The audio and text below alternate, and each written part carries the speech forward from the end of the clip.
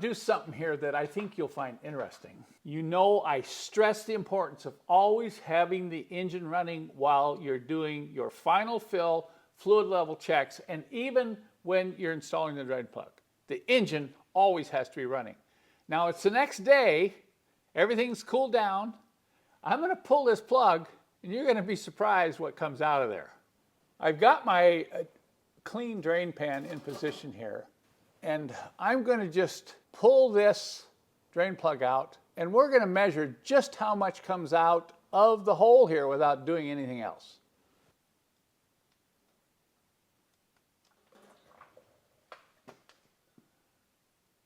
Look at that.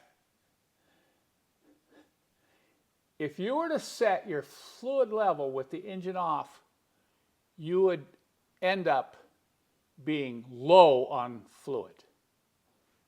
It's still draining.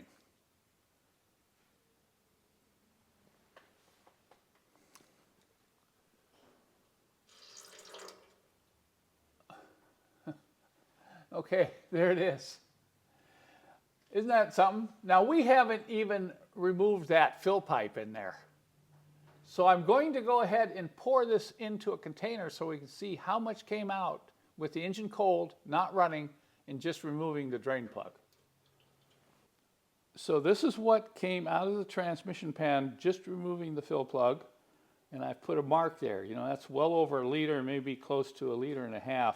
Now I'm going to punch out that fill pipe, and we'll take another measurement of what comes out of the pan with the fill pipe removed. Next, we're going to take and tap that fill level pipe off the bottom of the pan and see how much we get out. Look at that, still draining. So I'll take a flat blade screwdriver. This is the upgraded pan with the green fill plug, so I'm going to try to pry this off like this. Okay, there she goes.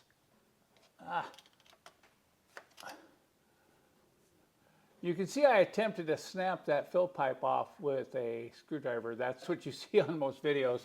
Now I'm going to try my special curve tool, see if I can pop it off. Got to keep my hand out of the way here when this happens. There, we got it. So if you're struggling with getting that fill pipe loose in your 722.9, this is what you need. I'll let this drain out. It will eventually stop. This is not going to remove all the fluid from the pan because the base of where that fill pipe attaches sits about 3/8 of an inch off the bottom here. So this is only phase 2 of the drain process. Take a look at the amount that came out after we popped that fill pipe off. Let's go put that in the container. Look at that. Look at how much we pulled out after knocking that fill pipe off. And I put a mark here. Now we're going to drop the pan and pour out the remaining fluid that's in the pan. We might have to go to a second bottle here.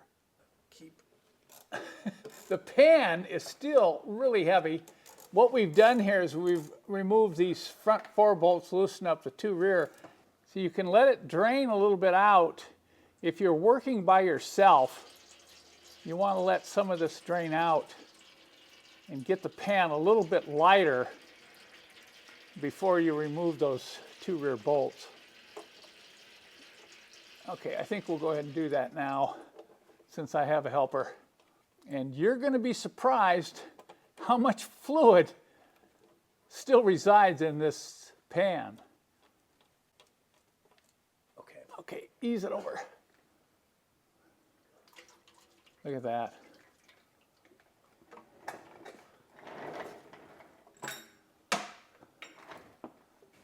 And while I'm here and have a pan in place, I'm going to pull that filter off. Remember, this filter is only just plugged in towards the front, but you're going to get a splash of fluid when you pull this down, so be careful. Just wiggle like that. And we'll turn the filter upside down.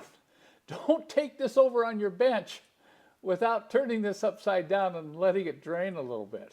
This is why you have to be careful when you drop the pan. I can imagine some people in the past have pulled those bolts out and that pan has just hit the ground and this has gone everywhere because it's totally surprised at the weight and volume. Now this is more than's going to go in this bottle, I think. So I'm going to leave this as the first 2 phases of drain. Now this third phase, remember, in review, this is what's come out of the pan and the filter after you punched out the fill tube.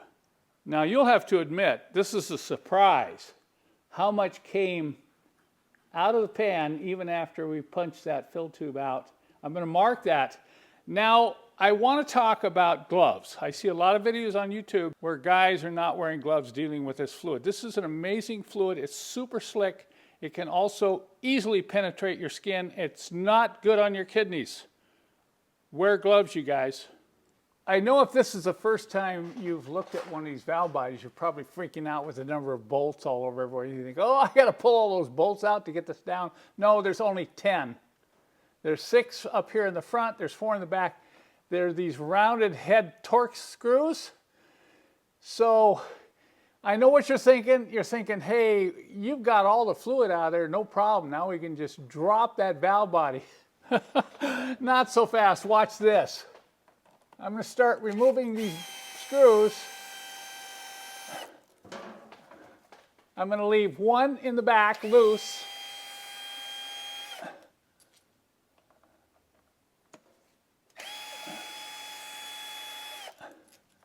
And I'll back this last one out about 1/4 of an inch. There we go. All right, now we'll come front.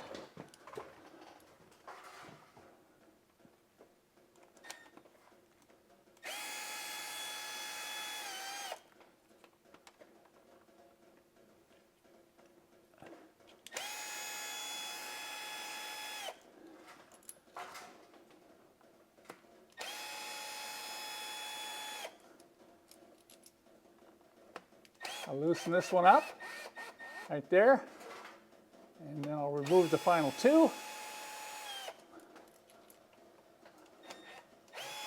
Okay, there it comes. Woo, make sure you're ready for this. I don't want to get my driver all wet. Okay. Now we're going to let this sit for a while, wiggle this around, and you're going to be shocked how much fluid comes out of the valve body. This is what's come out of the valve body after I removed the screws, and we let it drain for about an hour. Now I guarantee you if I let this sit under the car overnight that this would be twice the fluid. But we'll go ahead and pour this in, and then we'll mark it and see where we are on our final drain. Well, there you have it. But that's not all.